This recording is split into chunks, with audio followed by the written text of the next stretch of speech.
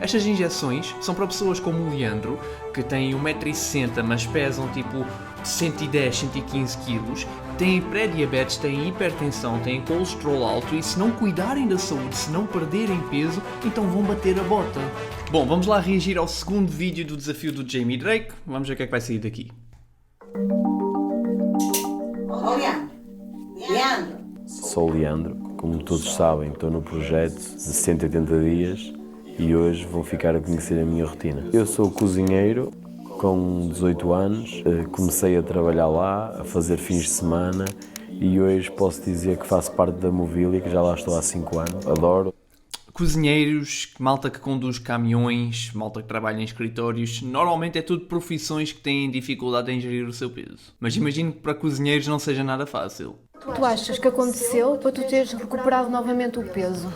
Olha, eu fiz a dieta, acabo de fazer a dieta e isto é uma bola de neve, na realidade. Eu perco o peso, começo a namorar, começo-me a desleixar no treino, deixo de treinar, esqueço a dieta porque vamos sair, vamos jantar, vamos almoçar e depois é tudo muito sensorial, é tudo vontade de comer e tu és um ex-obeso, continuas a ser gordo e a tua cabeça só pensa em comida. Chega a um certo ponto que até chega a ser esgotante, tu comeres mas continuas a comer. Muita gente não entende este aspecto da obesidade. As pessoas que são obesas não são porque são preguiçosas, não são porque não têm disciplina. Elas são obesas porque a cabeça delas está sempre a pensar em comida. Têm muito ruído alimentar ali constantemente a martelar o dia todo. Elas estão a almoçar, ainda não acabaram o almoço, já estão a pensar na sobremesa. Elas estão a comer a sobremesa, já estão a pensar no lanche da tarde. E a cabeça da pessoa obesa está constantemente a pensar em comida. E este já é o modus operandi, já é o estado normal da cabeça de um obeso. E depois, se o obeso estiver a passar por algum stress familiar, algum stress pessoal, algum stress no trabalho,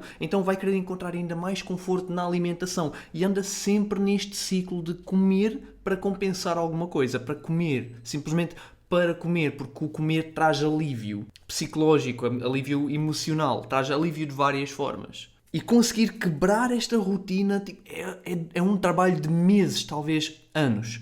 É um trabalho que deve ser acompanhado por um psicólogo, não só um nutricionista, porque estas questões de excesso de peso e de comer para compensar certas emoções é um problema emocional, é uma falta de capacidade de gerir as emoções. E depois procuramos escapes. Portanto, eu não sei se o vão fazer, mas eu espero muito que coloquem um psicólogo a acompanhar estas pessoas. Porque o acompanhamento psicológico é super importante para realmente estas pessoas conseguirem entender porque é que sentem o que sentem, porque é que procuram o conforto na alimentação e usarem estratégias para tentar não recorrer à comida. Espero mesmo que coloquem aqui alguns um psicólogo. Ao longo das próximas semanas, vamos tentar que o Leandro faça refeições completas ao longo de todo o seu dia e que sejam compatíveis com a sua rotina. Uma vez que ele trabalha dentro de uma cozinha, restringir-se em todos os alimentos pode ser algo complicado, portanto vamos ensinar-lhe a fazer boas escolhas e ensinar-lhe de que forma é que ele pode compensar eventuais excessos. Chegas à cama e Perfeito! Adoro isto, porque sim, muita gente, quando começa a seguir um plano alimentar, muitos nutricionistas são demasiado rígidos, demasiado restritos. Eu já conheci nutricionistas que dizem às pessoas que não podem comer certas frutas, o que é simplesmente ridículo. Então, esta abordagem, esta consciência de que, ok, ele é um cozinheiro, ele está rodeado de todo o tipo de alimentos. Se formos restringir vários alimentos, ele vai sentir que está encurralado e isto não vai correr bem. Então, vamos libertar-lhe os alimentos, vamos dizer, ok, Leandro, tu podes comer um bocado de tudo, mas toma boas decisões. Okay? Tu não estás proibido de comer batatas, não estás proibido de comer whatever que tenhas no restaurante, simplesmente vais fazer boas decisões. Por exemplo, escolher se comeres batatas, come menos batatas e come mais vegetais, etc. Fazer escolhas conscientes. Adoro esta abordagem. E eu naquele momento sentia-me bem, mas de repente houve ali um conforto diferente na minha vida, que foi arranjar alguém, não é? Ter alguém ao meu lado que me desse conforto, que dissesse, não, tu és lindíssimo, tu és... E o teu ego vai lá para cima e tu deixas tudo para trás e esqueces de que se deixares de fazer uma dieta, entre aspas, uma alimentação regulada, equilibrada, vai tudo por água abaixo. E depois é uma bola de neve, porque tu começas hoje congelado, amanhã estás em 3. Ao longo destas 3 semanas. Não, eu acho que o problema aqui não é o encontrar alguém. Ok, é um fator que certamente contribui para depois relaxares e começares a ganhar peso. Mas eu acho que o grande problema aqui, e se calhar o que ele tentou várias vezes no passado, é seguir um plano alimentar. E eu acho que um plano alimentar rígido não é uma boa ideia para a maior parte das pessoas, porque as pessoas pensam o seguinte, ok, eu quero perder peso, vou falar com uma nutricionista. A nutricionista dá um plano alimentar e a pessoa pensa, ok, agora que eu quero perder peso, eu tenho que seguir tudo o que está nesta folha A4. E a partir do momento que a pessoa começa a atingir o seu objetivo e começa a querer relaxar, ela começa a comer outras coisas, porque já está mais à vontade, já atingiu o seu objetivo, e começa a fugir um bocadinho àquele plano que está naquela folha A4.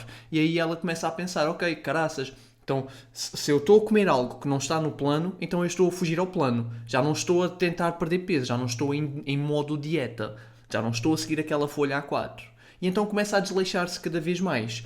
Ou seja, a pessoa não entende que perder peso é possível comendo um bocadinho de tudo, mesmo alimentos que não estão no plano alimentar. A pessoa não aprendeu esta ferramenta de entender que tu podes perder peso a comer tudo. Eu perdi 4 quilos a comer McDonald's todos os dias durante 30 dias. Até vou colocar aqui o link para vocês verem esse vídeo, que eu fiz uma espécie de mini documentário. Eu comi McDonald's todos os dias durante 30 dias, 28 dias, desculpem, e consegui perder 3 ou 4 quilos. Eu comi pão em todas as refeições durante 30 dias e consegui perder 5 quilos. Coisas que tipicamente as pessoas dizem que não podes comer quando queres perder peso. E eu fiz estes desafios para mostrar às pessoas que sim, é possível é possível perder peso a comer um bocadinho de tudo, incluindo McDonald's, incluindo pão, desde que tu tenhas a capacidade de entender que tens é que gerir as quantidades. E ao gerir as quantidades tu consegues comer aqueles alimentos na mesma e mesmo assim aderir ao plano e mesmo assim perder peso. E eu acho que é aqui que muitos planos alimentares pecam. Dizem às pessoas que se tu queres perder peso, então tens que seguir esta estrutura fixa. Mas a vida não é fixa. E as refeições nos restaurantes não são fixas. E as festas de aniversário não são fixas. E nós temos que ensinar às pessoas que não têm que seguir apenas um plano, mas que podem comer um bocadinho de tudo e aprender a gerir as quantidades de todos os alimentos que estão disponíveis. Porque é ao fazer isso que vão literalmente ser livres em termos alimentares. E em termos de escolhas alimentares, e em termos de gerir o seu próprio peso. Quando elas aprenderem que podem comer um bocado de tudo, só têm que gerir as quantidades. Porque seguir um plano alimentar, uma folha A4, as pessoas não aprendem quase nada. Estão em modo robô a seguir aquele plano e perdem peso, mas não aprenderam nada. Então é por isso que eu sou um bocadinho contra os planos alimentares. Pelo menos aqueles mais básicos em que as pessoas não aprendem nada. Porque para ele perder peso significa passar fome e limitar-se muito em termos de alimentação. Expus-lhe aqui algumas pequenas mudanças e ele deu-me um voto de confiança e penso que vai correr tudo lindamente. O que é que sentes? Estou a adorar a abordagem... Calma. Estou a adorar a abordagem desta nutricionista, no entanto, tenho que fazer aqui uma ressalva que perder peso implica sempre passar fome. E é importante que o Leandro perceba isto, que tu podes não passar fome física, tu podes alterar o plano para certificar que a pessoa está sempre a comer alimentos com poucas calorias e, portanto, não passa fome física, mas vai sempre passar alguma fome emocional. Uma pessoa que tinha 110, 115 quilos, que estava habituada a comer tudo o que queria, quando queria, assim que ela for começar a iniciar um processo de perda de peso e vai ter que começar a cortar certos alimentos que ela comia antes, em algum momento deste processo ela vai sentir fome emocional. E é importante que ela perceba isso, que há duas fomes distintas. Há a fome física, em que tu irias literalmente comer qualquer coisa só para tapar essa fome. Mesmo que te apeteça um croissant, tu comes uma maçã porque estás realmente com fome física, mas depois também há a fome emocional. E esta aqui é esta que nos lixa. A fome emocional, quando estamos aborrecidos, quando estamos estressados, quando estamos com ansiedade e recorremos à comida.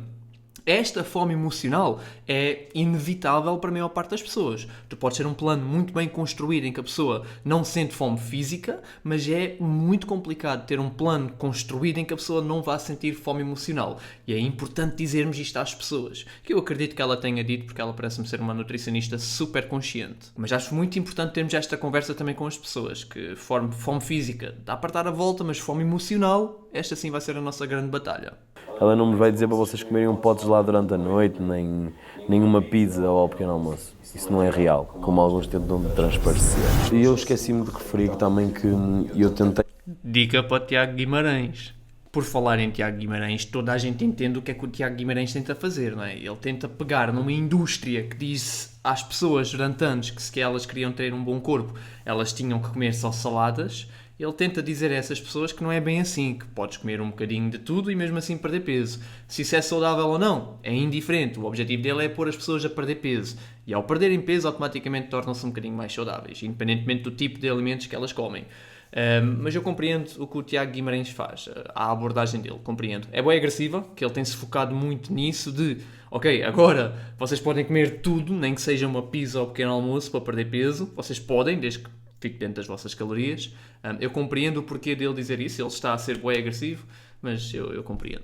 E fui ter com uma profissional que me aconselharam, cheguei lá e a abordagem não foi a mais correta. Eu cheguei, entrei, pesei-me, ela disse assim, olha, vou-te recitar aqui duas injeções, uma medicação injetável, tu vais tomar X% e passou-me 2 canetas para eu me injetar. Eu até hoje não as levantei porque no meu psicológico não era o correto. E dou-te os parabéns por não as teres levantado. E até tenho aqui a receita fora do prazo para comprovar se for necessário, porque acho que não é uma boa prática. Porque eu sabia que aquilo, lá está, nós hoje em dia temos acesso à internet e ia saber as coisas e eu fui pesquisar e aquilo é favorável a curto prazo. Exatamente. Porque tu perdes o peso, mas perdes tudo o que está dentro de ti também. E é importante referir que Certo. Aquilo é favorável a longo prazo, mas tudo é favorável a longo prazo. A abordagem que ele está a ter agora, em seguir este desafio durante 180 dias, também é uma abordagem a curto prazo. Ele agora está a ser seguido por uma equipa, por nutricionista, por PT, por câmaras que o estão a motivar a portar-se bem. Isto também é favorável a curto prazo. Assim que as câmaras se desligarem e ele não tiver nutricionista e não tiver PT, aí é que começa o verdadeiro desafio, não é? O que ele está a fazer agora também é favorável a curto prazo. Não vamos esquecer que estas injeções, elas são boas. Eu sou a favor destas injeções, elas salvam vidas. Estas injeções são para pessoas como o Leandro, que têm 1,60 m, mas pesam tipo 110, 115 kg e estão em risco de saúde de vida, ou estão em risco de saúde, estão em risco de vida. Têm pré-diabetes, têm hipertensão, têm colesterol alto e se não cuidarem da saúde, se não perderem peso, então vão bater a bota. Estes medicamentos são ótimos para essas pessoas e, aliás, eles são mais usados nesses casos, em casos de obesidade mórbida, em que a pessoa está com um excesso de peso, está quase a morrer por causa desse excesso de peso e precisa de perder peso rápido. E é aí que se usa um medicamento para tirar a pessoa dos 115 kg para os 100 kg. Ou para os 90 kg, em que ela já não está quase a morrer por causa do excesso de peso. Estes medicamentos não são tipo uma coisa milagrosa, tipo, olha, toma um medicamento, vais ficar mais magro e agora está tudo bem, vais ficar magro para sempre. Não, isto é quase como se fosse um SOS. Toma este medicamento, cuida de ti porque a tua saúde está em risco, mas vais ter que fazer mudanças mais tarde. Este medicamento é só um SOS. É um bocado como os nossos avós que tomam medicamentos para a hipertensão. Se eles não tomarem um medicamento para a hipertensão, eles batem a bota. Então a gente diz, não, toma um medicamento que o médico te receitou porque a tua tensão está alta e tu tens de cuidar da tua saúde, mas também cuida da tua alimentação que é para a tua tensão não estar tão alta, certo? Agora, a verdade seja dita, estes medicamentos não deviam ser dados assim como primeira abordagem, tipo, primeira vez que vais ao médico, tens excesso de peso, nunca tiveste excesso de peso antes, mas agora tens, então toma lá um medicamento. Não, normalmente estes medicamentos deviam ser dados a pessoas que têm um histórico, um longo histórico de excesso de peso. E que agora, por causa disso, 5, 10 anos depois, já tentaram várias vezes perder peso e nunca conseguiram, agora sim precisam de algo mais SOS, algo mais que nós sabemos que vai funcionar, tipo o Ozempic e o Mounjaro e esses GLP-1 que estão agora muito na moda e que estão a surgir, semaglutide, tirzepatide e todas essas coisas. Eu não o iria congratular por ele não tomar este medicamento. Eu iria explicar-lhe este lado, que aquilo é bom e te serve o seu propósito. O Leandro tem 20 e poucos anos e estava em risco de vida por ter excesso de peso. Aqueles medicamentos podiam ter sido uma grande ajuda e são para muitas pessoas. Se deveria ser usado numa primeira abordagem? Não, mas são muito úteis. Eu não iria bater palmas, tipo, olha, parabéns por não teres usado. Eu iria explicar-lhe este lado, que aquilo é muito útil para umas pessoas. a perda de peso se deve muito à massa magra do que à massa gorda. Ai, desculpem. Sim, as pessoas perdem massa magra quando tomam estes medicamentos porque perdem muito peso. Perdem 5, 10 quilos numa questão de 30, 60 dias. Ou seja, não é um medicamento que faz com que a pessoa perda músculo, é a perda de peso rápida, acentuada, que faz com que a pessoa perca músculo. Mas isso acontece em qualquer processo de perda de músculo, não acontece só com estes medicamentos. Se o Leandro perder 5 a 10 quilos ou 15 quilos nos próximos 180 dias, ele também vai perder massa muscular. E é por isso que nestes casos de perda de peso rápida, quer seja com ou sem estes medicamentos, é muito aconselhado as pessoas treinarem, que é para não perderem demasiado músculo e, com sorte, até criar algum músculo. Portanto, este mito que anda por aí, que as pessoas dizem que vocês perdem massa muscular quando tomam estes medicamentos, é completamente falso. Não, vocês perdem massa muscular quando fazem dietas muito drásticas. E é nesse sentido que é muito aconselhado, quer tomes medicamento ou não, que treines, que faças treino de força para criar massa muscular enquanto estás a perder peso. Porque a perda de músculo acontece em qualquer processo de perda de peso.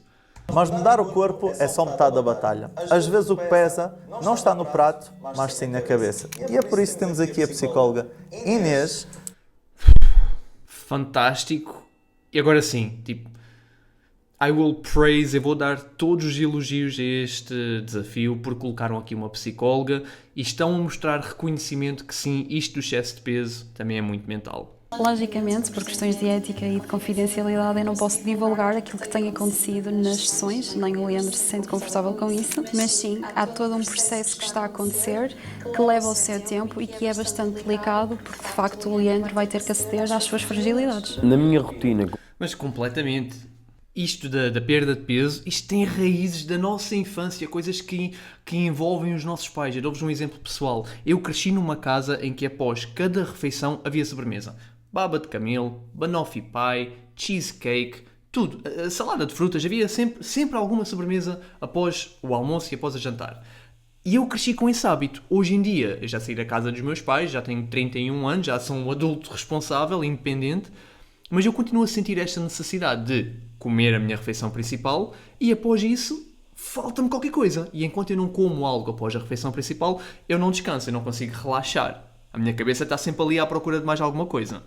A minha moça, a minha esposa, ela não sente isto. Ela cresceu numa casa em que não havia sobremesa após as refeições, não era hábito e, portanto, ela não sente isto e ela não entende a minha necessidade de comer algo após as refeições. Portanto, isto é um pequeno exemplo que vocês podem ver como é que a nossa infância depois influencia o nosso peso quando somos mais velhos, quando crescemos.